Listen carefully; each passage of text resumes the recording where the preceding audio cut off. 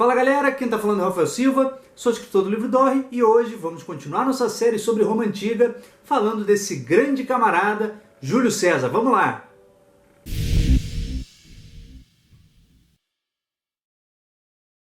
Meu amigo, se prepara que hoje vai ser um vídeo extremamente especial sobre um dos grandes gênios da humanidade, Júlio César.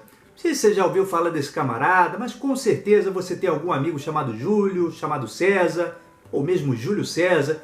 Você com certeza sabe a importância hoje de usar o calendário de 365 dias que nós temos, né, baseado no Sol e não na Lua, obras de Júlio César. Você hoje vê a França, a Bélgica, vê Luxemburgo, como países da Europa, Júlio César que subiu ali o Reno e foi conquistar as Galhas. Então a importância desse camarada não tem tamanho e você vai entender melhor, caso você ainda não conheça muito bem dele, nesse vídeo aqui. Então se segura que esse vídeo vai ser para arrebentar, vai ser muito bom.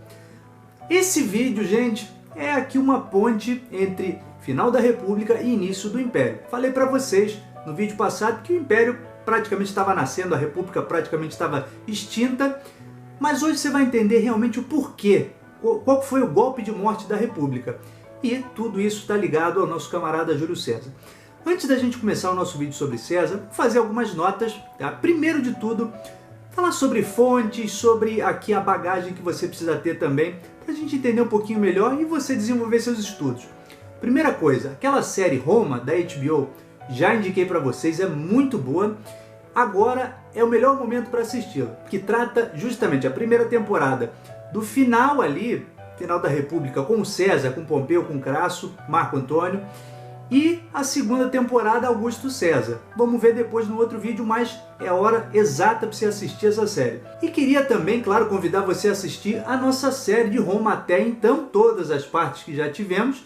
Também convido você a assistir antes desse vídeo o Família na Antiguidade, que fizemos ali especificamente sobre Roma, tá? É um contexto que é parecido nas outras civilizações do mundo, a natureza humana não muda, mas tomamos como exemplo a civilização romana. Então assiste lá, que vai ser importante nesse vídeo de hoje também. Se quiser assistir também Cartago, também vai ter alguma influência nesse vídeo de hoje. Você precisa estar com isso bem entendido para entender exatamente quem foi Júlio César, para você entender, claro, a nossa história de hoje e também a dos nossos companheiros lá na Antiguidade. Fonte, gente. Falamos já lá no começo da nossa série, como é de praxe agora, passamos aí um pouco de algumas fontes para que você aprofunde um pouquinho mais os seus estudos.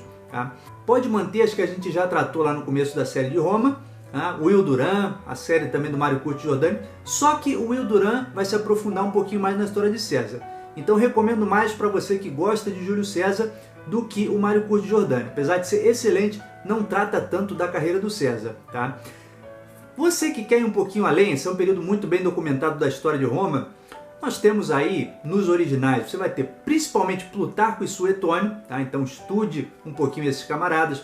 Você vai ter também Sallusto, vai ter as cartas também do Cícero, tá? Um contemporâneo de César. Tá? Então você tem variadas fontes. Tem também o próprio Júlio César, tá? As cartas que ele fez ali na época da conquista da Gália, nas aventuras militares do César. Então você tem variadas fontes. Se você acha um pouco tedioso, um pouco chato essa coisa de ir nos originais, eu recomendo algumas histórias tranquilas, como por exemplo o livro do Jacob Abbott, é um escritor de livros para criança, mas tem uma história fantástica sobre o César, leia o livro dele, extremamente fácil o entendimento e muito acurado. Temos também aí o Rubicão, né, daquele camarada chamado Tom Holland, já indiquei lá o livro dele, O Fogo Persa, lá na nossa série da Pérsia, e também indico aqui o Rubicão para que você entenda um pouquinho melhor a caminhada de César e seus companheiros contemporâneos. Tá? Vamos agora iniciar esse vídeo falando primeiro, claro, do período histórico que estamos vivendo. Você já assistiu a nossa série, sabe o que está se passando aqui, e o que está se passando é terminada a guerra entre proletariado, o povão, né, e o Senado. Tínhamos Mário, defensor do povo, né, o grande general defensor do povo, e temos do lado dos senadores Sula. Você sabe, assistiu o vídeo até aqui, que foi Sula o vencedor. Então, quer dizer, o Senado venceu a Guerra Civil e esse é o momento que nós vivemos. Tá? Período de transição. Estamos na República ainda, mas ela já está meio morta. Tá? Vamos ver isso na caminhada junto com César. Agora, o que acontece logo depois que o Sulla se retira da política, abdica do poder e vai morrer também um ano depois? O que acontece aqui? Então esse é um período que nós temos. Primeiro, o povo nunca teve um anseio tão grande por participar da política, por ter alguém, uma voz que os representasse verdadeiramente além dos tribunos da plebe, mas uma voz que efetivamente mostrasse ali os seus anseios, como era o que Mário pretendia e também os irmãos Graco, né? Então quer dizer, Sulla venceu, mas o povo não está contente com isso. E é o que eu falei já nos nossos últimos vídeos. O povo quer uma libertação, alguém que carregue o estandarte dele, né? Então, o que vai acontecer? Depois da retirada do Sulla, você vai ter dois vultos se levantando na política, somando na história de Roma, que são Crasso e Pompeu. Vamos falar só uma nota superficial, recomendo que você estude a história desses dois aí, porque é uma história muito bonita, principalmente de Pompeu, mas vamos falar superficialmente só para que você tenha noção, tá? Primeiro, Crasso. Crasso, o que você precisa saber é que era o sujeito mais rico de Roma, era podre de rico. Se você pegar a riqueza dele, comparar com a moeda atual, com os valores correspondentes aos dias de hoje, ele tinha uma fortuna de cerca de 9 bilhões de dólares. Bi com bi, não com mi, né? Então era realmente bilionário, né? Não era qualquer um.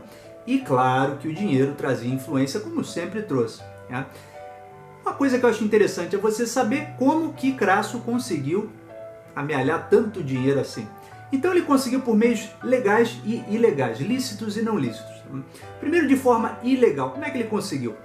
Era partidário do Sulla, já falei, e toda a sua riqueza, toda a sua fortuna foi construída na especulação imobiliária, quer dizer, comprando e vendendo casas, tá?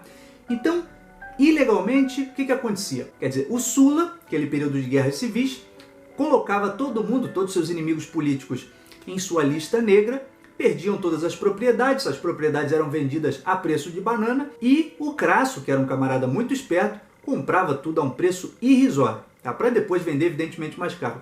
Para o Sulla, isso era muito importante, que tivesse um partidário seu que acumulasse riquezas dos inimigos para que os inimigos se enfraquecessem e os seus partidários crescessem. E assim que nosso camarada Crasso enriqueceu bastante, com a ajuda do Sulla.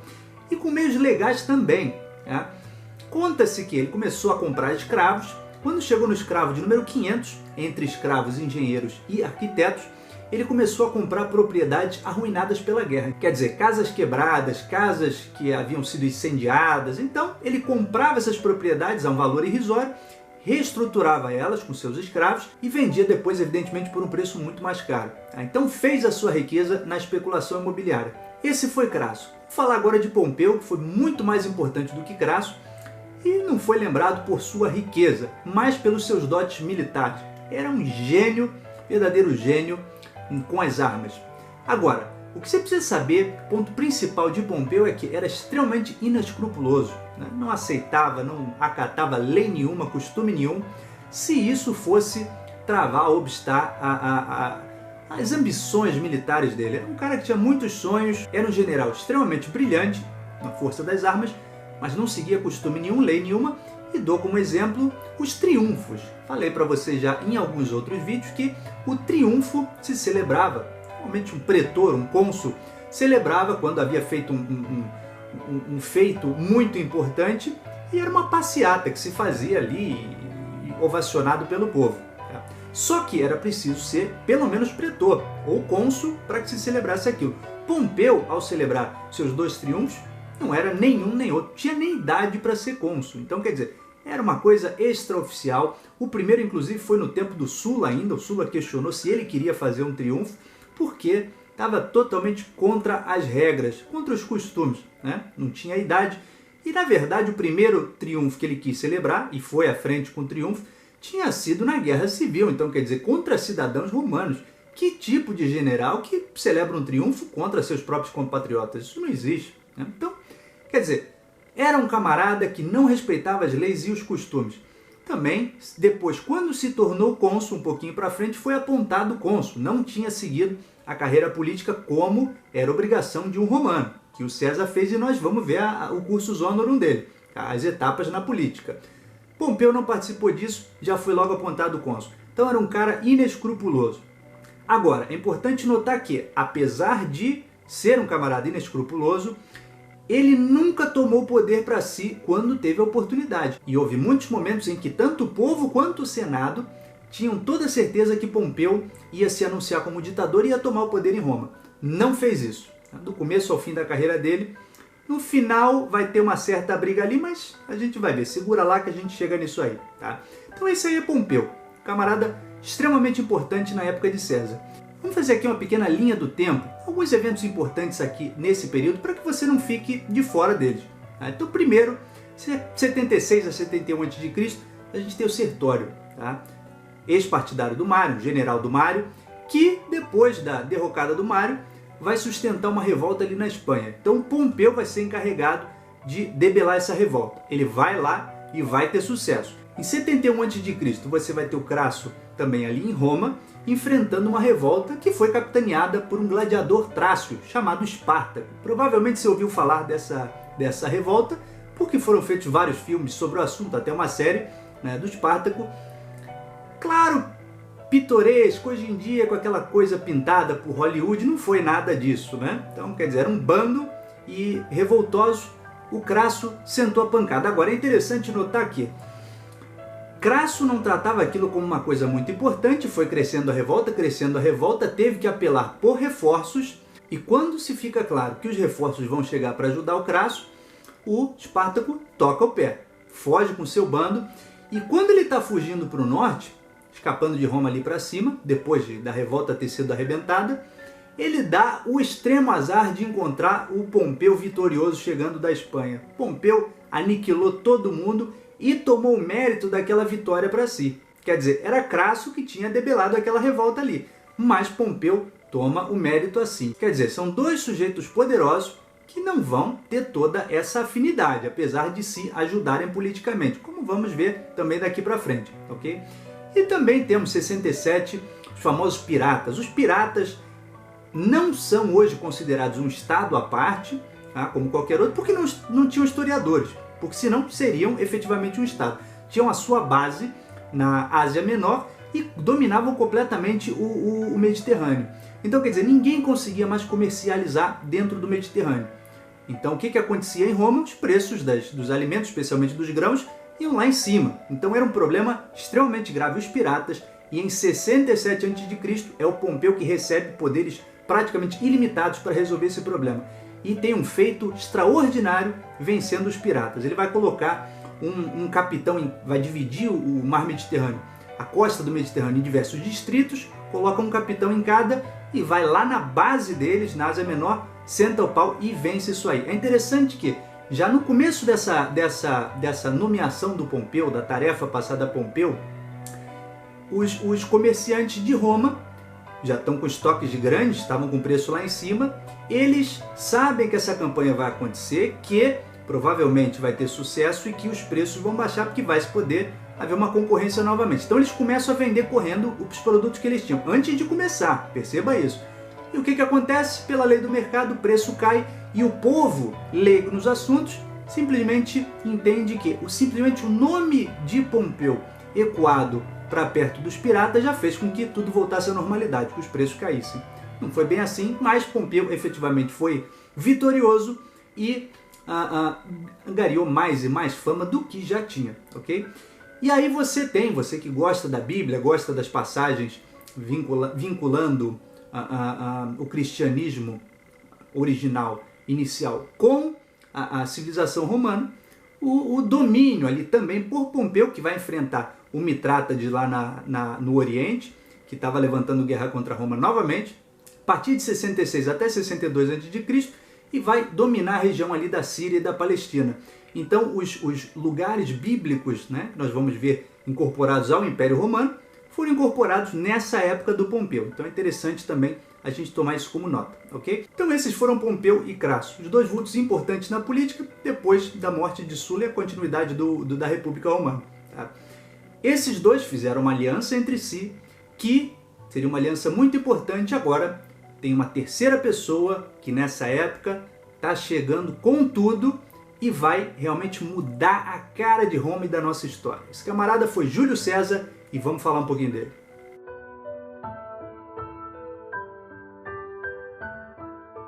Então Vamos falar primeiro da juventude de César. César era de uma família extremamente importante, patrícia, família Juliana, descendia supostamente de um camarada chamado Iulius, filho de Enéas, esse próprio, você viu lá no nosso vídeo de Cartago, filho de Vênus, né, que era filha ela própria do maior deus romano, deus Júpiter. Né? Então, quer dizer, era de uma linha de deus. Começa como um deus e vai terminar como um deus também. Vamos ver já.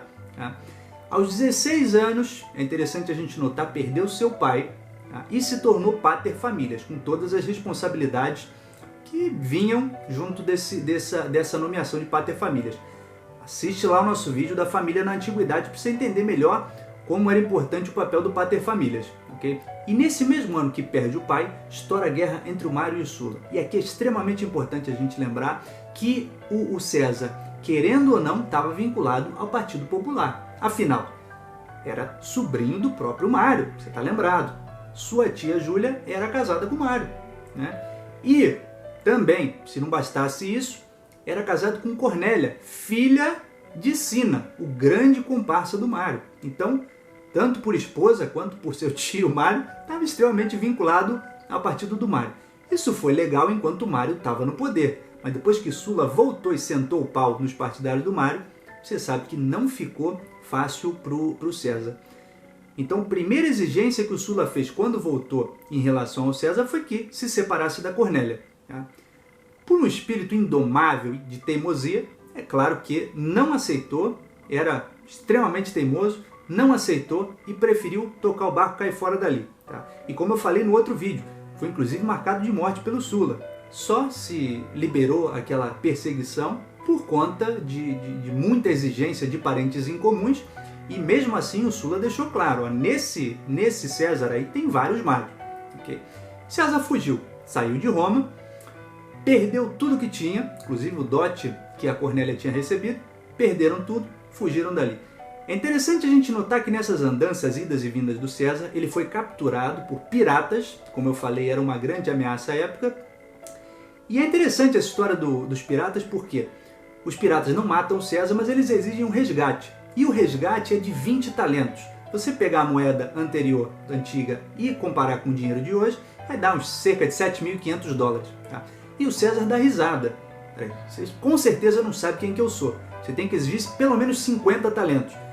Exige que os piratas exijam mais resgate dele, os piratas exigem 50 talentos, os servos dele ali são colocados na costa para irem resgatar o dinheiro, enquanto está junto com os piratas, ele, claro, um camarada, poeta, bom orador, os piratas não estão nem aí, e o César fala que espírito fraco desses camaradas, né?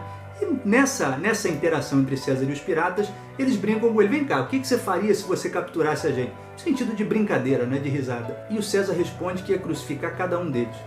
Pois bem, depois que é liberado, paga o resgate, ele pega seus barcos, volta, captura os piratas, crucifica um por um, mas por ser um espírito generoso, manda que cortem o pescoço de cada um deles para que não sintam a tortura e as dores de ser crucificado. Né?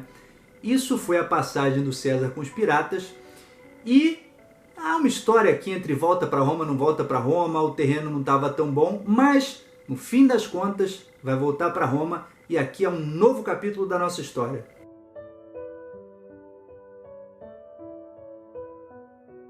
Como eu falei, então César foi um camarada que efetivamente seguiu o cursus honorum, e a gente vai ter a oportunidade durante o nosso vídeo de César que você entenda melhor um pouquinho dessa caminhada. O cursus honorum era basicamente, em essência, dividido em 4 posições, tá? Que era o questor, o edil, o pretor e o cônsul. Que em 69, depois de ter voltado a Roma, o César vai ser eleito questor. Tá? O que é o questor? O questor, como se fosse, pense aqui num tesoureiro, tá? Cuidava das finanças.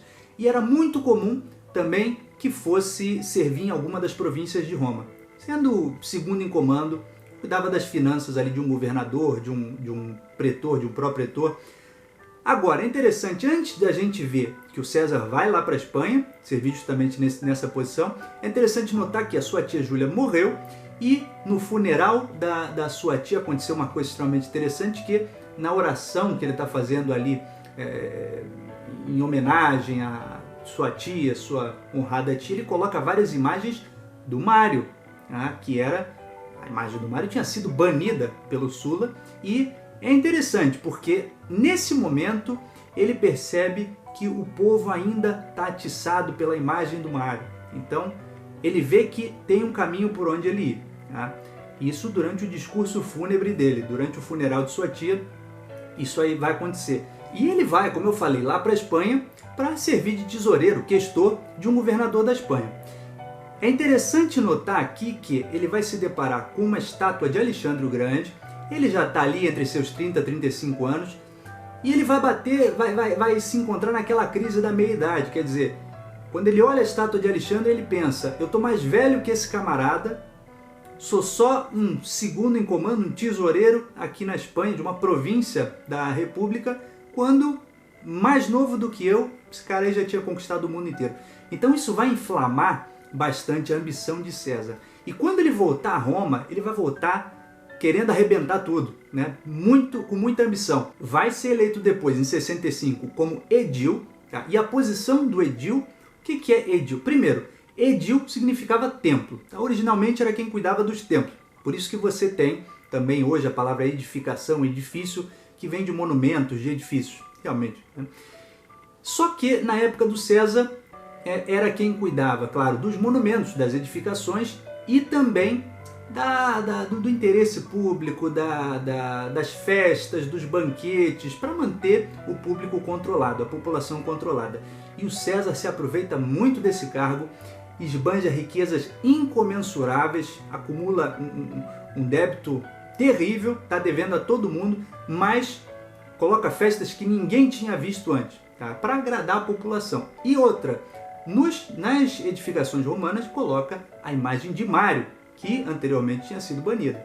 Então, quer dizer, ele tenta se aproveitar dessa posição de edil para fazer com que o povo goste muito dele. Então era um cara extremamente populista, note isso. O modelo de político tradicional que a gente tem hoje em dia, esse populismo aberto, franco, né, a ligação com o povo, pela nossa cultura ocidental, cultura judaico-cristã, romana, greco-romana, você tem isso começando justamente com César, porque antes havia essa distinção clara. César puxa aquela afinidade do povo, aqueles anseios do povo para se tornar um camarada, para puxar o poder para si próprio. Tá? Não havia aquela separação, apesar de ser alguém da nobreza. Né? Diferentemente de Pompeu. Pompeu não era nobre, mas ficou vinculado ao Senado, à nobreza. E o César é exatamente o contrário. Então César se aproveita muito dessa posição de edil para aliciar o povo. Okay? Depois disso você vai ter ele em 62 como pretor.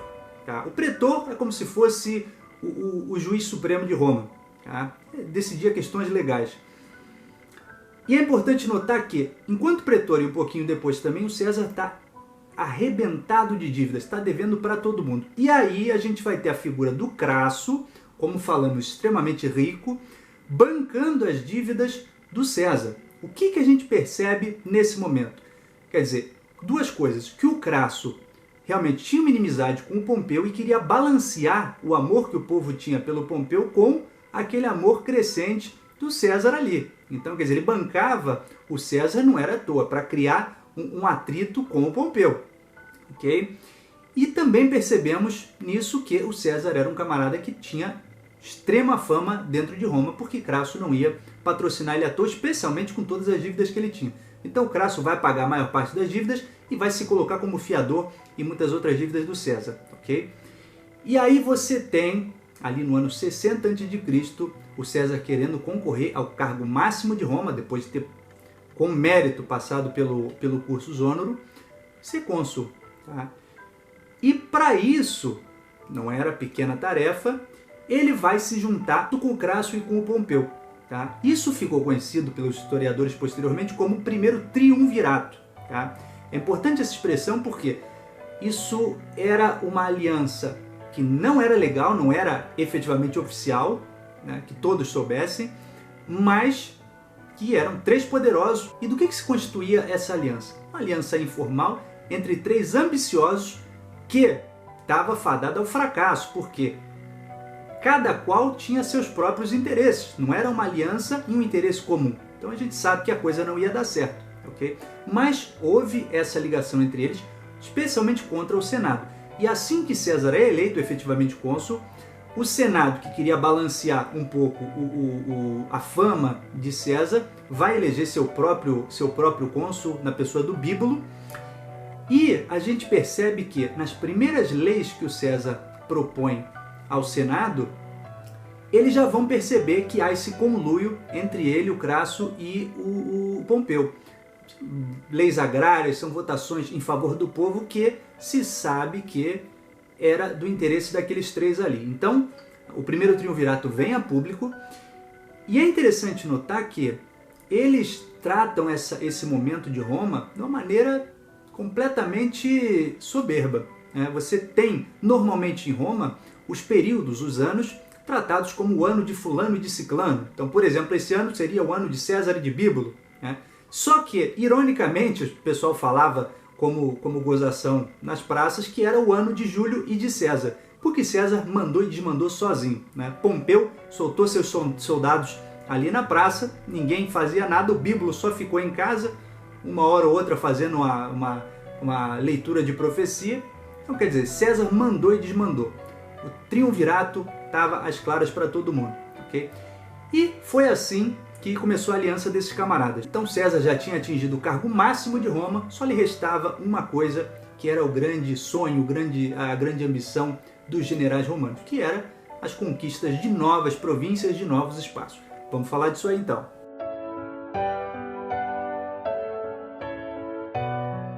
A região da Gália era uma região extremamente importante. Tá? Se você pegar hoje no mapa, compreende França, compreende Luxemburgo, Bélgica, praticamente a maior parte da Europa Central, Europa do Norte, vai compreender Suíça, o norte da Itália, as regiões à esquerda do Reno, da Alemanha, da Holanda. Era uma região extremamente importante. Agora, defendida por tribos germânicas, os gauleses, que eram cavaleiros extraordinários, muito poderosos. Agora, tinha uma coisa que o César tinha sacado, que eram muito poderosos, mas estavam divididos em pequenas tribos que estavam sempre em conflito entre si. Mais ou menos aquele problema endêmico da Grécia, né? Aquelas cidades-estados estavam sempre em conflito, mesma coisa acontecia ali na Gália. Então César se aproveitou disso e foi subindo pela Gália. Teve os seus poderes depois também estendidos para que ficasse ali guerreando, vai ficar ali de 58 a 50, tá? Conquistando aquelas regiões. E vai adquirir imensa fortuna e imensa fama, tá? Porque, como eu falei, era uma região extremamente importante, o coração da Europa, como a gente vê hoje em dia. Então, você deve hoje, se você vê a Europa se desenvolvendo como se desenvolveu, você deve isso a César. A integração de grande parte da Europa pelo nosso camarada. A situação do triunvirato não está tão boa. Em 56, eles vão ter a Conferência de Luca, onde eles vão conversar novamente, e dividir, vamos colocar assim, o espaço da República Romana, um pedaço para cada um daqueles três poderosos. Parece que vai se apaziguar a situação. César tem, como foi falado, os poderes estendidos na Gália para continuar suas guerras ali de conquista, mas isso não vai ficar bem por muito tempo não. É importante notar que quando houve essa combinação do triunvirato, a união entre esses camaradas poderosos, o César deu em casamento para o Pompeu, como símbolo daquela aliança, a sua filha chamada Júlia. E agora, em 54 a.C., morre a Júlia, tendo uma menina que morreu também durante o parto. Então, a situação não estava muito boa. O César vai tentar dar, para restabelecer a sua união, uma sobrinha neta sua, chamada Otávia. Não vai dar muito certo, né? Não quis se separar do marido, Pompeu não aceitou muito bem aquilo ali, não deu certo o plano do César.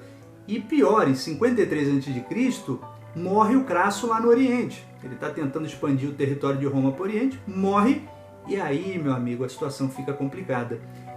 O triunvirato tá meio capenga. E você vai ter pior que isso aí. Depois que o Crasso morre, o Senado, que está com medo daquela fama e o poder que o César está conseguindo junto ao povo de Roma, vai apontar Pompeu como cônsul único, que para o Senado era o pior dos dois males, e o Pompeu vai casar com a filha de um inimigo político do César. Quer dizer, o triunvirato oficialmente estava morto e agora a situação estava meio complicada. Por quê? O Senado, a mando do Pompeu, junto em conluio com Pompeu, manda que César volte das Gálias, acabe com os exércitos dele, mande todo mundo de volta para casa e volte para Roma. O César, que não era bobo nem nada, nós sabemos disso, ele sabe muito bem que se ele volta para Roma sem ser como magistrado, sem ter poderes oficiais, ele vai ser condenado como travando uma guerra que não era uma guerra legal. Então ele sabe que voltar para casa era a destruição dele. Então ele vai tomar uma posição extremamente corajosa, baseado ali no que aquele camarada Sula tinha feito alguns anos antes, que era cruzar o Rubicão, que era um pequeno rio que fazia o limite, fazia a fronteira, que o César não podia passar para dentro da Itália. Ele cruza aquilo ali e tendo dito supostamente que sejam lançados os dados. Quer dizer, a sorte de Roma agora, vamos ver o que vai dar. Entra com tudo para dentro de Roma, somente com sua 13ª Legião, seus fiéis soldados. O Pompeu, apesar de ter muito mais efetivo, muito mais soldados, pula fora de Roma, foge. O César deixa o seu fiel braço direito, chamado Marco Antônio, tomando conta da cidade e persegue o Pompeu. Pompeu vai fugir primeiro para a Espanha, depois para a Grécia, depois para o Egito. O César vai atrás, uns dias depois já senta o pau no Pompeu, depois na Grécia novamente. E quando César desembarca no Egito, ele vai receber o camarada trazendo uma bandeja com a cabeça do Pompeu. Quer dizer, foi assassinado e o César manda depois matar o assassino do Pompeu por conta de ser um traidor. Então, Pompeu morto, César fica como senhor único de Roma. Só que ele não volta para Roma tão rápido ainda não. Aproveitando a estadia dele no Egito, o César resolve se meter ali numa querela que havia entre uma princesa, uma rainha do Egito, e o seu pequeno irmão, na verdade era um menino, irmão e esposo da Cleópatra, chamado Ptolomeu XIII.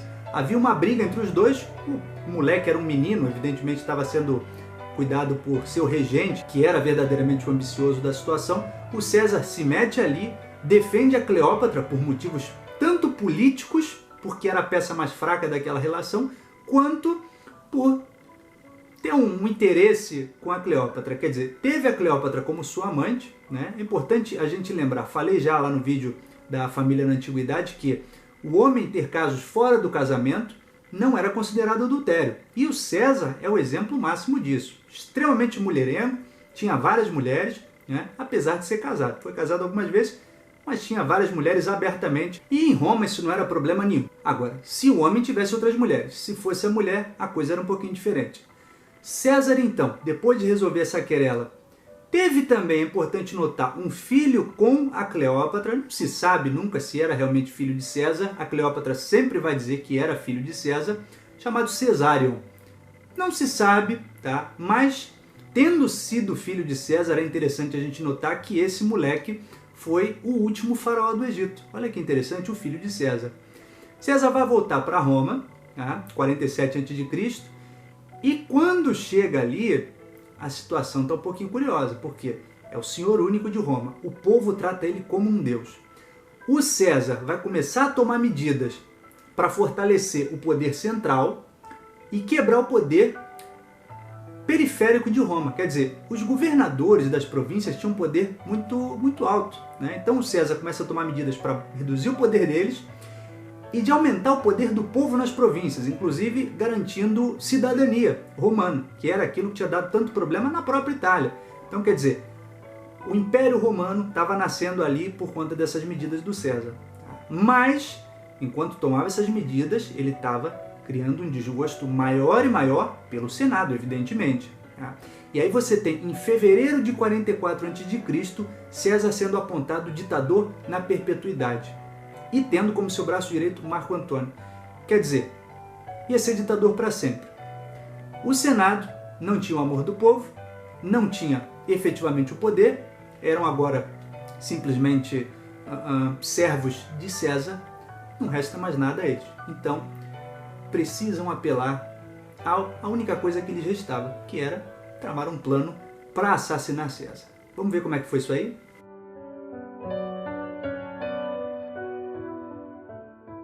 Pois bem, 15 de março de 44 a.C., os famosos Idos de Março.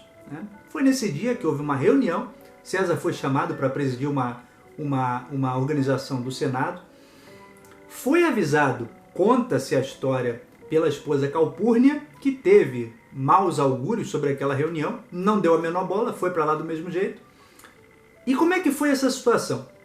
César chegou, presidindo a reunião com o Senado. Primeiro vem Tílio Cimbro trazendo uma petição para que traga de volta o seu irmão que está no exílio. Tá? Só que o Tílio Cimbro chega muito próximo de César. E os senadores também chegam mais próximos que de costume. Então o César dá uma empurrada no Tílio Cimbro. Só que quando ele faz isso para afastar o Tílio Cimbro se agarra na túnica do César, puxa, e isso era um sinal para que os outros caíssem em cima do César. Era o sinal que eles tinham armado. Quando ele puxa a túnica do César, o César fala: mas o que é isso? Isso é violência. Logo depois que ele fala isso, o camarada chamado Servilho Casca vai vir com uma adaga com tudo no pescoço do César. O César vai pegar o punho do Casca e vai questionar: Casca, seu maldito, o que você está fazendo? Quando ele faz isso, o Casca imediatamente grita em grego para o seu irmão: ajuda, irmão! Quando ele dá esse grito em grego, todos os outros, eram cerca de 60 conspiradores, caem em cima do César com as suas facas. O César vai tomar 23 punhaladas. Então, no meio daquela bagunça, o César vai ser cegado pelo sangue e vai escorregar, vai tentar fugir, vai escorregar no sangue e vai cair, morto. Tem uma história famosa de que ele teria dito para o Bruto: até tu, Brutus. Isso é história, né? Isso é uma lenda, né? Principalmente por uma peça do Shakespeare, mas isso é uma lenda. O que se sabe hoje, que se tem deixado a nós, foi que, ao ver o Bruto entre os conspiradores, ele puxa a túnica e cobre o rosto, tá? Na hora de morrer. Por quê? Porque o Bruto, interessante a gente notar que o César tinha como sua amante de longa data a mãe do Bruto, então poderia muito bem ser seu filho. Por isso que causa uma surpresa no César ver o Bruto entre os conspiradores. Mas a história é essa, meu amigo, morreu o César. Conta-se que levaram 3 horas até que um oficial fosse lá resgatar o corpo do César. Agora, o que acontece depois da morte do César? Os senadores vão sair pelas ruas gritando, bradando a todo mundo: povo de Roma, vocês estão livres! E são recebidos pelo silêncio. Ninguém fala nada, todos trancados em suas casas.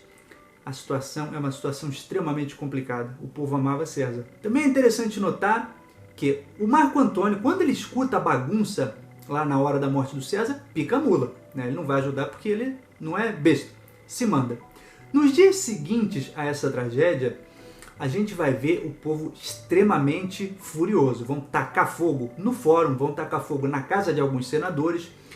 E o Marco Antônio, que era o braço direito do César, vai aproveitar a situação de mártir do César para levantar aquela revolta do povo em poder próprio. E é curioso, meu amigo, que quando ele está fazendo esse movimento para puxar o poder para si, a Calpurnia puxa o testamento do César, eles leem o testamento do César, o César deixa de herança tudo o que ele conquistou, grande parte das riquezas e das finanças para o povo de Roma, mas é interessante a gente notar que o verdadeiro legado daquele poder que ele criou, vamos dizer que o Império de Roma que foi criado por ele deixa na mão de um sobrinho neto seu, e não do Marco Antônio. Marco Antônio não está no testamento. E esse sobrinho neto é chamado Caio Otávio. Era um moleque de 18, 19 anos, tá? E aqui a gente termina a nossa história de César. Espero que vocês tenham gostado da trajetória desse camarada, mas não para por aqui não, meu amigo, porque agora vai ser uma história muito legal, em que o Marco Antônio quer ainda o poder para ele, os senadores querem o poder para eles, e nós temos um terceiro na jogada, que é esse moleque, que vai se mostrar um gênio muito maior que César, tendo apenas 18, 19 anos. Caio Otávio, que posteriormente ficou conhecido como Augusto César. Meu amigo, se prepara, a história desse camarada, você vai gostar muito mais que essa história que a gente contou hoje, ok? Vamos lá, segura aí, isso fica para o nosso próximo capítulo, tá bom? Espero vocês lá, segura aí que já tá vindo, ok? Grande abraço para vocês, gente, tudo de bom, Valeu!